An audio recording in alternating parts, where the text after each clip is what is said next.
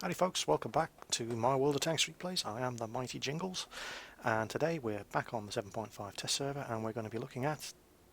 Nah, I'm just teasing. Yep, you wanted it, here it is. The Objekt 268. I've never known a machine have so many requests for a review. This has to be the most anticipated review I've ever put up. But it's worth the wait. It's a very, very good machine. I've been very happy with how it performs. I haven't been particularly happy with how I've played it in some of the games. I've had some real pants-on-head dirt moments, but it is a good machine. And if you're planning on getting one of these as an upgrade from the Objekt 704, you will not be disappointed. So let's look at the numbers quickly. Well, they all pretty much have nearly 2,000 hit points.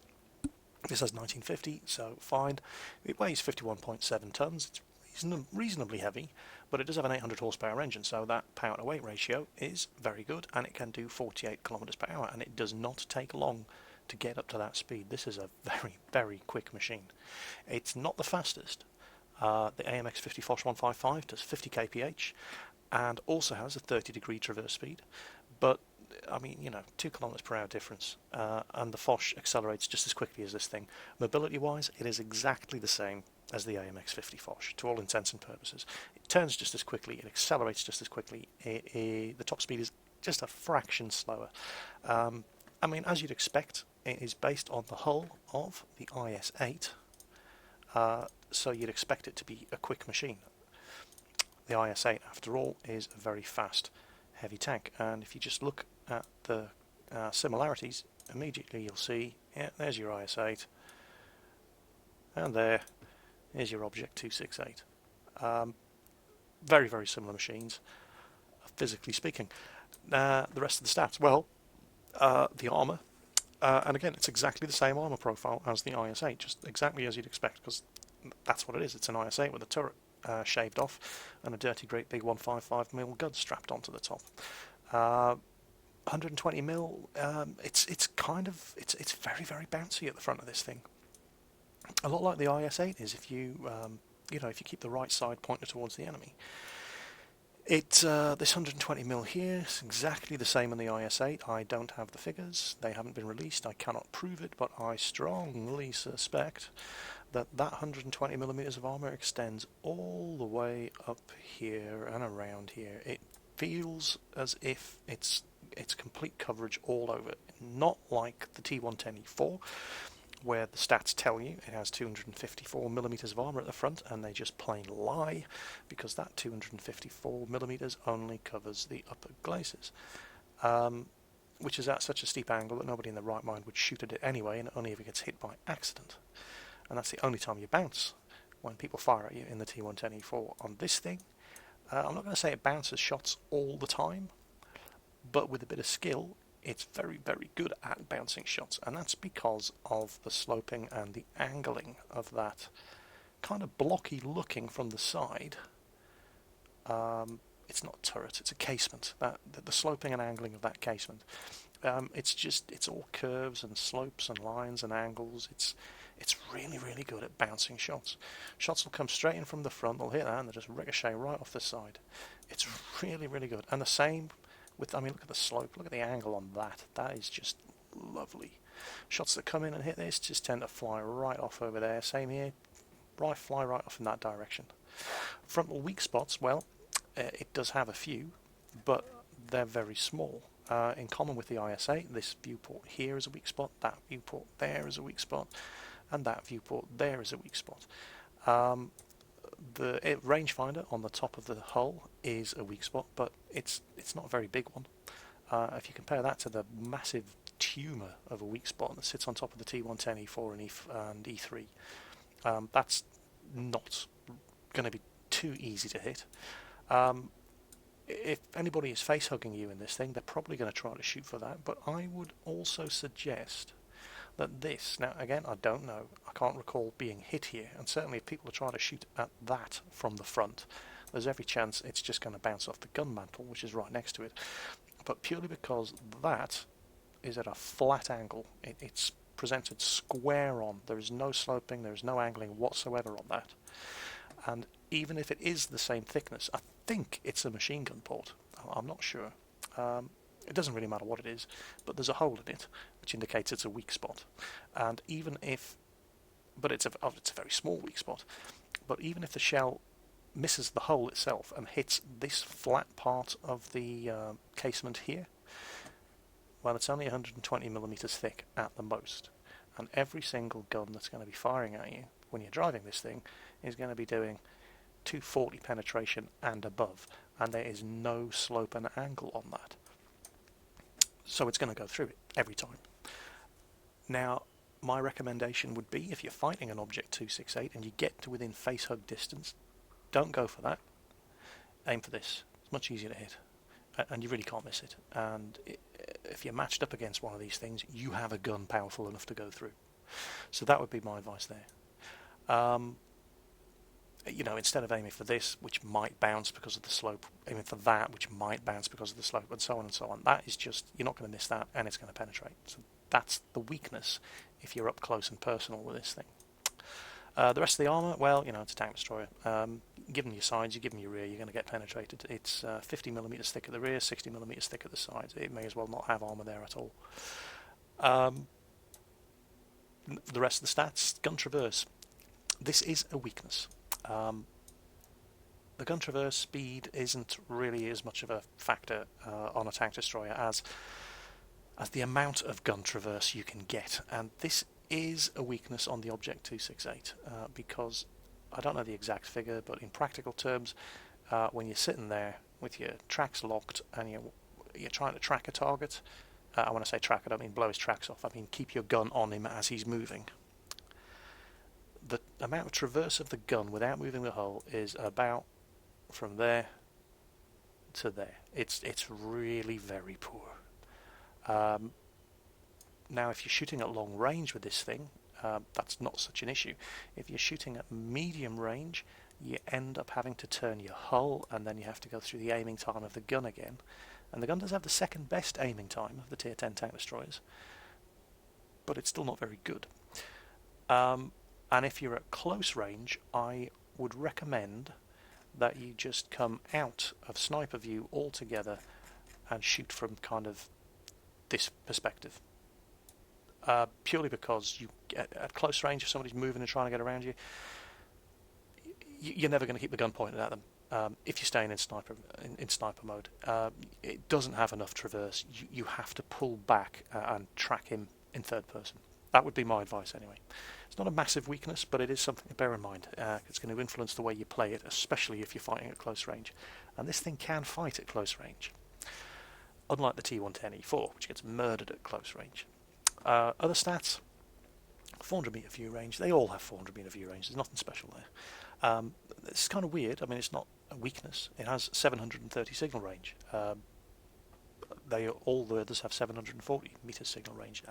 I don't know why 4Gaming decided to not give it 740 meters. It doesn't make any difference. It's just a difference for the sake of it being different. But yeah, I mean, difference between 730 and 740, 10 meter signal range. Who cares? It's just a weird difference to give it. But there it is. That's what they've done. And of course, like all Russian machines, we've got our trusty log on the back. Yay! Wouldn't be a Russian machine without a log strapped onto it somewhere. Bit of timber, some wood. That's what all tanks need. But let's talk about the gun, because at the end of the day, it's a tank destroyer, and on tank destroyers, it is all about the gun. So I'm not going to pull up the T110E4 gun, because it's effectively the same gun as on the T110E3. It's just not as good. So the T110E3 gets the T7E2 gun. The AMX-50 Foch, even though it's an autoloader and is totally different to the others, we'll pull it up anyway just for the sake of presentation. The Jagdpanzer E100 gets that monstrous 170mm gun. And Crazy Ivan gets his M64 gun. So those are the guns. The Ruskies down here, we'll have the Germans over there. We'll have the Frenchies in the middle. And the Americans on the left. How does it stack up against the other guns? Well, it has the best rate of fire. It's difficult to compare the French gun in this respect because it's an autoloader. The French gun has a 4-second reload between shots in the magazine. So bang, 4 seconds, bang, 4 seconds, bang, 4 seconds. In 8 seconds you've just emptied the magazine and killed whatever's in front of you, and then you have to run away and reload for 40 seconds. So you can't really compare rate of fire when you're talking about the French. They're just different. But it definitely has the best rate of fire of any of the others, with 3.53 rounds per minute. Now, take this in perspective, it is the fastest rate of fire of the tank destroyers, with the exception of the French, because they're weird. But it's still a slow rate of fire. I mean, these things are big lumbering beasts, as far as the guns are concerned. So a gun rammer is always going to be a good investment on any of these things. Penetration, it's, again, the best, 303mm of penetration. That is good enough to get through the massive frontal armour of a T110E3 most of the time, even without gold ammo. Same damage as all the others, again, except for the 170mm gun on the Jagdpanzer. It's the most accurate of any of the guns. 0.33 accuracy versus the German 0.35. The French 0.35 and the American 0.34 on the E3 and 0.36 on the E4. Obviously it's only 1 point better than on the E3, but you know, better is better. It is the most accurate gun. Aiming time is pretty bad, 2.7 seconds, but 2.9 on the German, 3 on the French, 2.3 on the American, on one of the Americans, 2.7 on the other. It's the joint second best aiming time, although the E3 does have significantly faster aiming time with 2.3 seconds. But and all these things are relative. I mean, I'm perfectly correct if I say it has the joint second best aiming time with the T110E4, but it's still a pretty crappy aiming time. Although, to be completely honest, in practice it really doesn't feel that bad, and that may be because I've fitted an enhanced gun lane drive, but it just doesn't feel like you're waiting forever for the sights to settle on the target. A much bigger problem is the limited amount of gun traverse, the amount that you can turn the gun from side to side without having to move the whole tank. But that's not a game breaker, and it's something you can learn to live with. So those are the differences between the guns. I just want to talk a little bit about that in further detail. Anybody who reads the official World of Tanks forums, certainly on the European forums, and I dare say it's exactly the same on the Russian forums, maybe not in the Russian forums, but and you'll see what I mean. And I dare say it's exactly the same on the American forums. Prior to these machines being introduced on patch 7.5, your top tank destroyers were the T95, the Jagdtiger, and the Objekt 704. To all intents and purposes, that was it. And the T30 as well. And the Jagdtiger was considered by many, I'm not going to say most, I don't know, certainly by a large, very vocal group. The German Jagdtiger was pointed to as an example, and I really do hate getting into this sort of argument, but it was pointed to as an example of Russian bias. The Jagdtiger was pointed to as being the worst of the Tier 9 tank destroyers because it didn't have the alpha damage that the T30 had. It didn't have the alpha damage that the Objekt 704 had. Hell, it didn't even have the alpha damage that the ISU 152, a tier lower, has. And everybody said, it's a tank destroyer, it's all about dealing a lot of damage in one shot. DPM, damage per minute, doesn't matter. And just disregarded the fact that the Jagdtiger, and these are facts, that the Jagdtiger had the best accuracy, it had the best rate of fire, it had the best rotation speed. It could aim for weak spots and hit those weak spots. In sustained fire, I've taken Jagdtigers up against IS-4s, and because I know my gun aims faster and reloads faster, literally face to face with an IS-4, and I killed him. And you can do that every time in a Jagdtiger because the gun has enough penetration and enough accuracy to punish an IS-4's weak spots at point blank range, and he does not have the DPM to kill you before you kill him. That's just the way it works. But no, everybody said, oh, no, alpha damage is all the best. You need a gun that does the biggest damage up front. Damage per minute doesn't matter on a tank destroyer. Okay. Well, we're now looking at the tank destroyer with the best DPM, and it's Russian. And over here we have the tank destroyer with the biggest alpha damage, and it's German, and I didn't see that one coming. Generally speaking, the Germans, and if you look at the Jagdtiger, that's the way things are. Generally speaking, the Germans are the most accurate. They have, as far as their tank destroyers are, most accurate, best rate of fire, good penetration, not as much top-end damage. And the Russians were all about the derp. Just opening up with those massive troll cannons of theirs, maybe hitting you, maybe not, but if they did, you were in a world of pain. And then we come to tier 10, and suddenly the tables have been turned, and it's the German tank that has the really slow reload. I mean, 20 seconds, 22 seconds. But if it hits you, you know all about it. And it's not the most accurate. And it's the Russian machine that has the best damage output in sustained fire and is the most accurate. And now suddenly, if you follow the forums, now it's all about the DPM. And you know where this is going. Now suddenly alpha damage doesn't matter, and it's obvious Russian bias on the part of the developers because this thing has the best DPM. Well, hold on. The Jagdtiger had the best DPM, and that was obvious bias on the part of the developers because it didn't have the best alpha damage. Now they give the best alpha damage to the Germans, and suddenly, I give up. Well, that's a whole kettle of fish that, well, I don't want to get into, but now I've said it, I guarantee people are going to get into it on in the comments on the forum. So, but anyway, there you go. This is now the DPM monster in the game. This thing pushes out the best sustained damage of any machine in the game. Simple as that. It just does. It's incredible DPM. It's the most accurate gun. It's a very quick machine. It's got very, very good damage, 850 average damage. It's very bouncy. It's very fast. It's very maneuverable. It's very stealthy. I mean, look at the low profile of the thing. Let's compare it to an IS heavy tank. It's smaller than an IS, for God's sake. T-54. It's the same size as a T-54. Oof. So, bearing that in mind, what equipment do we fit? Well, I've already kind of spoken about it. All of these guns have very slow reloads, and talking about which one has the fastest rate of fire is kind of misleading because they all have slow rate of fires, except for the Frenchie, but he's weird because he's French. So, yeah, large caliber tank gun rammer, definitely. He does have the joint second best aiming time, but his aiming time still sucks. So, enhanced gun lane drive, mandatory for this thing.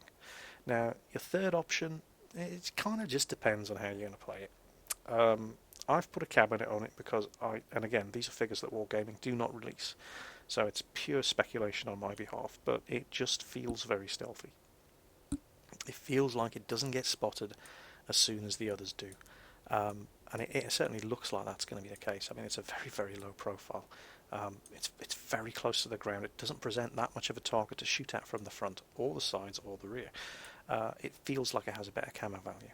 So I've decided to try to take as much advantage of that as I can. You may decide to play it differently. Nothing wrong with that.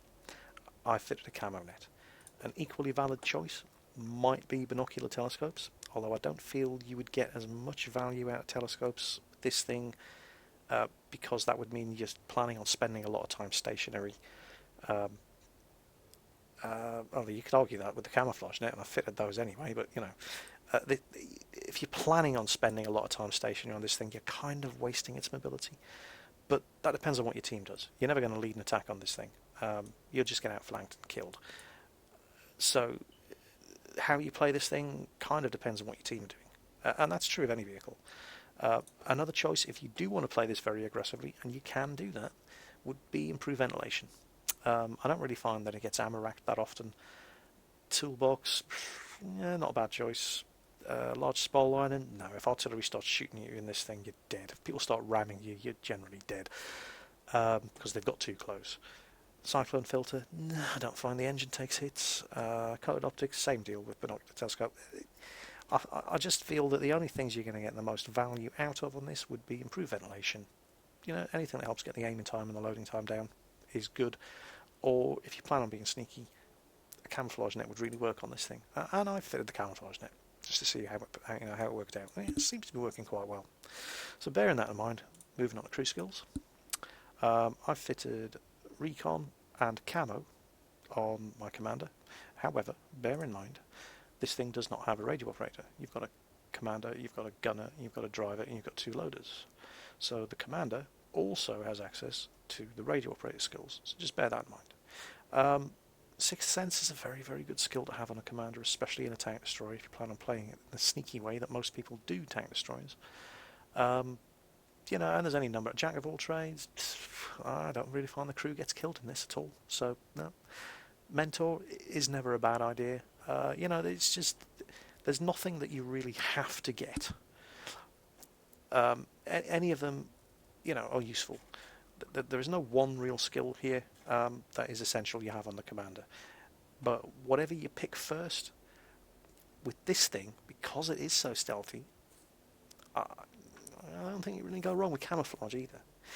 Here's one thing I did notice about the secondary crew skills when they were introduced a couple of patches ago, is that everybody got very excited about the new crew skills, like Brothers in Arms and Jack of all trades and Eagle Eye and Sixth Sense especially, and everybody dropped. I mean, up until that point they were only repairs, firefighting and camouflage. That was all we had. So you tended to find that heavy tank drivers had repairs and everybody else had camouflage, generally speaking. When these new crew skills came out, a lot of people dropped their camo and repairs and started picking these new skills, and that's fine. But I definitely noticed as soon as these new skills became available that a lot of tanks suddenly became a lot easier to detect. We're all kind of used to that now, but we forget what it was like when these skills were introduced. Suddenly nobody had camouflage anymore, and suddenly we were spotting tanks a lot further away than we were used to. I can clearly remember this happening. So I find that on those vehicles that do have a decent camo rating, putting camouflage on makes you that much, I mean it sounds obvious, but it does make you that much harder to detect because hardly anybody else is using camouflage. So that's just a little something to think about. I'm not saying you should do it, but have a think about it. My gunner, I've gone with snapshots because of the traverse of this thing. I'm not sure that's actually going to be useful, but I've gone with snapshot because there isn't really anything else to take. Gunner specific. Designated target is fine. It's only good if your artillery aren't brain dead and they're not always capable of breathing and thinking at the same time. Armourer, the gun doesn't get knocked out that often. A dead eye, well, it's a perk, not a skill. Dead eye would be good to have, but remember it's a perk, it's completely useless until it reaches 100%. I've basically gone with snapshot and camouflage. The drivers get some really good skills, and I just wish I could take them all, but I can't. You have to choose, so I have gone with clutch braking. It turns pretty quickly, 30 degrees per second, but now it turns even faster. And off-road driving, just so you get better acceleration and deceleration and manoeuvring on soft ground, which is basically everywhere in the game that isn't a road, i.e. almost all the time. But there are some other, smooth ride. Well, smooth ride is always a good skill to have, especially in a medium. In a tank destroyer, no. You stop, you aim, you shoot, then you move. The only time you would ever be firing this gun while you're on the move is when you're at point blank range. And if that's the case, you can't miss. So improved accuracy is irrelevant. That's pretty much the two best skills you could get in this thing, and I've got them. Brothers in Arms, of course, is always a good one for all your crew to have. And also, what was the other one I went for? Oh yeah, off-road driving. I covered it. 2 loaders, no radio operator, and I have made the decision to go with repairs on my loaders, purely because I don't want to have to use a repair kit to repair my tracks. I'd like to save the repair kit in case the gun gets hit. And the tracks don't take that long to get repaired. So that's a good thing. And I've also gone with camouflage as a second skill. However, what I'm thinking of doing is when this reaches 100%, dropping it and retraining it and giving him safe stowage. Now, I'm not saying this thing gets ammo racked a lot, because it doesn't. But better to be safe than sorry. This thing has a 14.6 second reload. And if your ammo rack gets hit, that's going to be a 28 second reload, and that's just going to cripple it. So that's just one of those better safe than sorry things.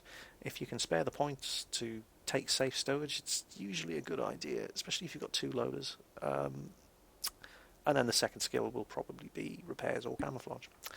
But, you know, have a look at what's available, make your own mind up, depending on how you're going to play it. Speaking of playing it, you didn't come here to listen to me blather on about it in the garage all day. Let's see how she plays.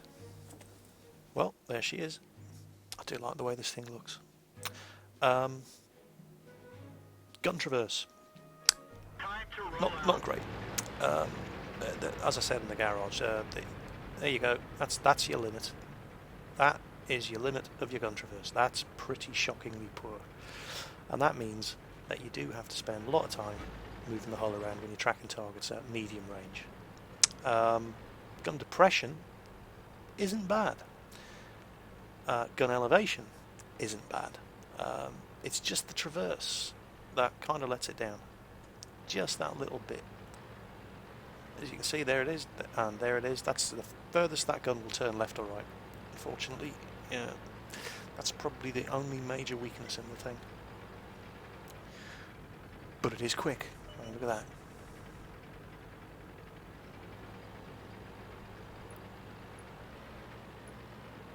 As far as manoeuvrability goes, this is one of the best tank destroyers in the game. It's like driving a Stug. There you see, that's the problem. It's trying. No, missed. You can see, well, you saw there how I'm tracking the target. I'm trying. Oh crap! I have to turn the hull, and then of course your aiming circle flies up, and you have to wait that 2.7 seconds again to actually hit him or shoot at him. There it is again. You really do need. I find myself flipping my view in and out and keeping an eye on the map a lot more driving this thing than I do in anything else, because situational awareness, knowing where your targets are, is very important in this thing, just so you can keep your gun pointed in the right direction. Ugh. Can't believe I missed. Yeah, I'm not really selling this thing very well, am I? First two shots fine, both missed. Trust me, it does have the best accuracy. There you go. That's more like it.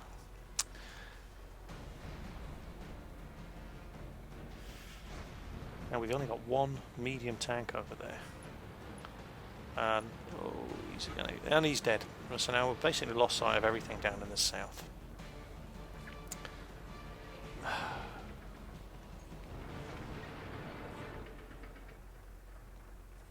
So I am in severe danger of getting outflanked here.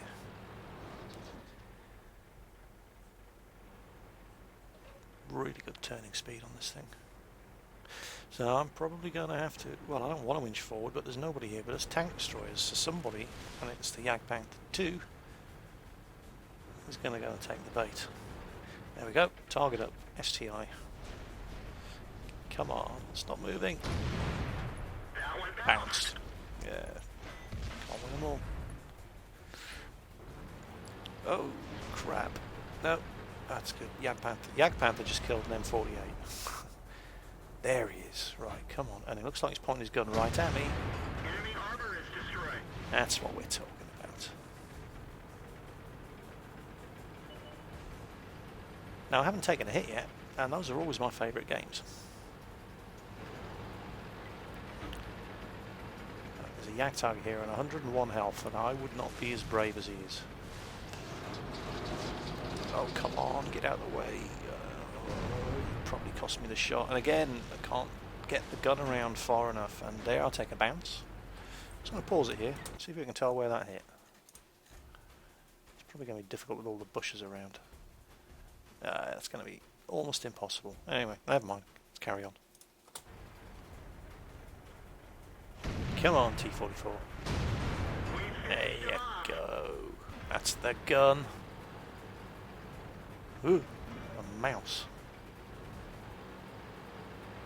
Well, it's one of the few guys on the team who can actually hurt this fella. I kind of have the responsibility of doing exactly that.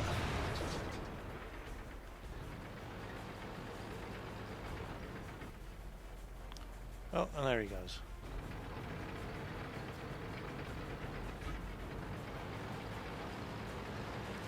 Oh, how did these guys get around us? See, there we go. That's me not watching the map.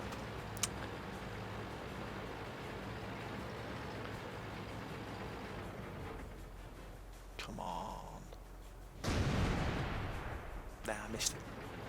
You're going to find you do that a lot when you're driving this thing. When you start to become conscious of just how limited the left and right traverse of the gun is, you tend to find yourself squeezing that trigger off before the sights are fully settled in, just so you don't have to turn the hull. It's a very bad habit, and it's not something I've managed to stop doing yet. Anyway, scores are 8-8, anybody's game. We've got 3 kills and we've damaged a bunch. So it certainly can dish out the pain. And look how quick it is. I mean, even going uphill here, and this is a fairly steep incline, we're still keeping to around about 20 kph.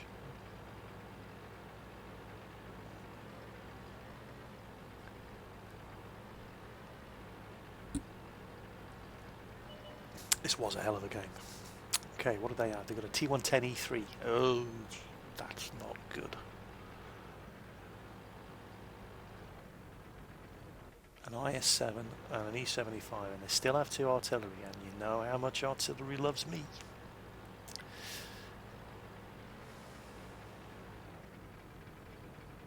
Okay, E-75 spotted. Let's go and help kill him. That Jagdtiger's still alive. And he's got a kill. Good for him. Oh, and this shot at the E-75 couldn't be any better. Come on, come on, come on.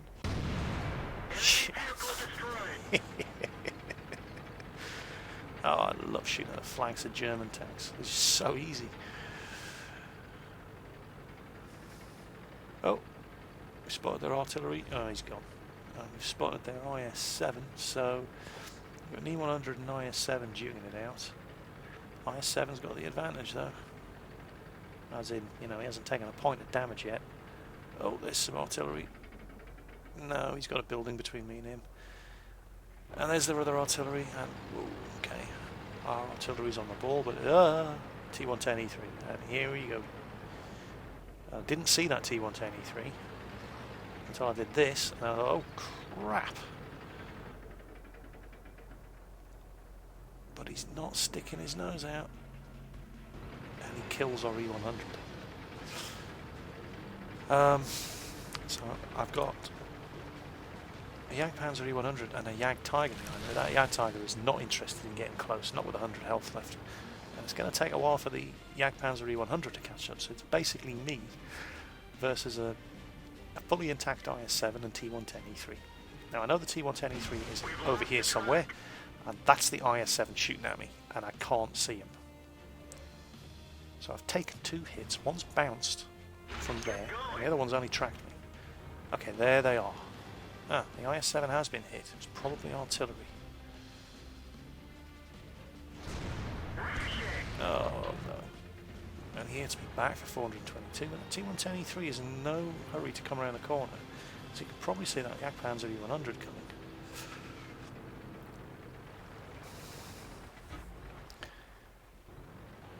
Now, here it just becomes a question of whose gun depression is the best. And he's not pointing at me. I can get shots into his flank. If I can just... Oh. And he hits my ammo rack. but you've got the gun depression on this thing to penetrate his lower plate, and there's another bounce.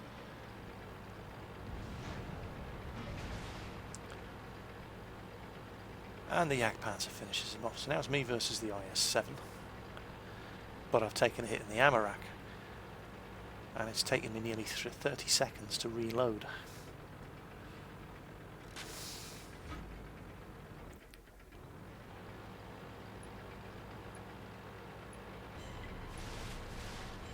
So at all costs I have to keep my front pointing towards this guy. Where is he? Where is he? There he is. Oh, crap. Another bounce.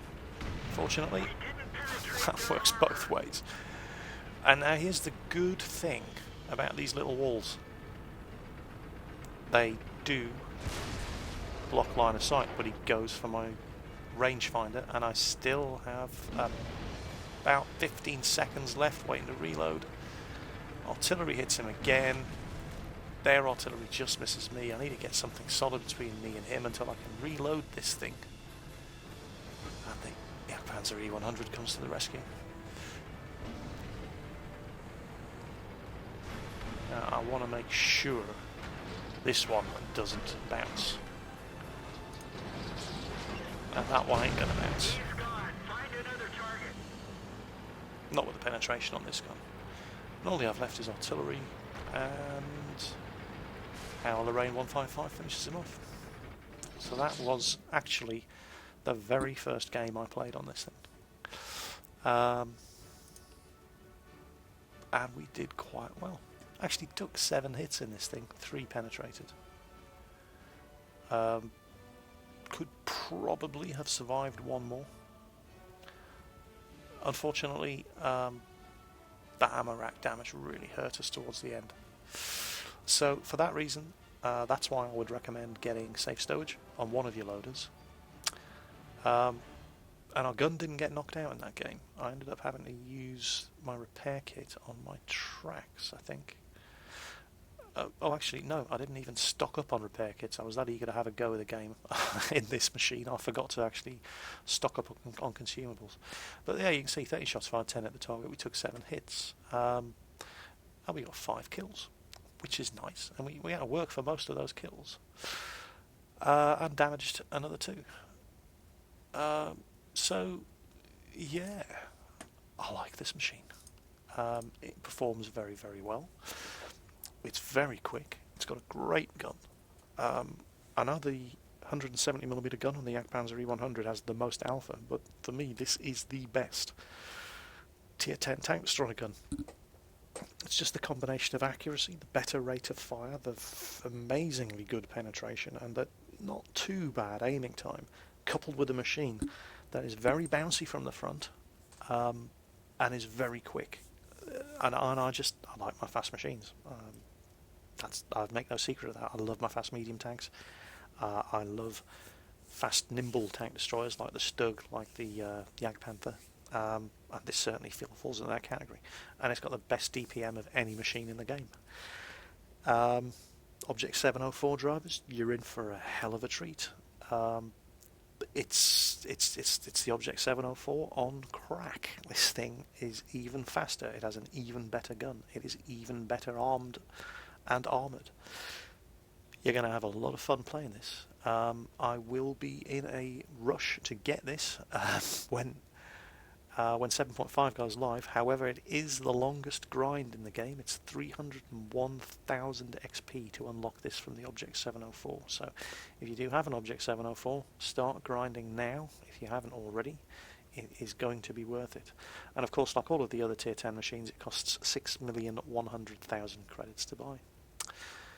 So that was the Objekt 268. I hope you enjoyed the video. I hope you learned something, or at least found it entertaining. And I hope I've given you enough information for you to be able to draw your own conclusions, instead of just doing what I tell you to do. Decide whether or not this is the machine for you, and act accordingly. So I'll see you on the battlefield, and I'll catch you next time.